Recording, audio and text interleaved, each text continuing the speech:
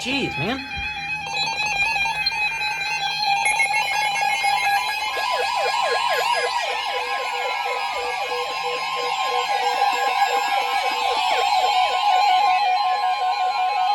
The National Weather Service in Milwaukee, Sullivan has issued a severe thunderstorm warning for western Walworth County in southeastern Wisconsin, Rock County in south-central Wisconsin, until 9:15 p.m.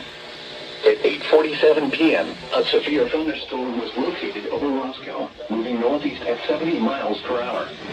Hazard, 60 miles per hour wind gusts. Source, radar indicated.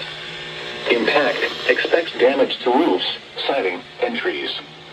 Locations impacted include Janesville, Beloit, Whitewater, Delavan, Milton, Edgerton, Clinton, Sharon, Darien, Richmond, LaGrange, Tiffany, Tibbetts, Allens Grove, Millard, Avalon, Afton, Shapir, Emerald Grove, and Johnstown Center.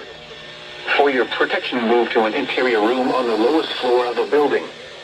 A tornado watch remains in effect until midnight for south-central and southeastern Wisconsin.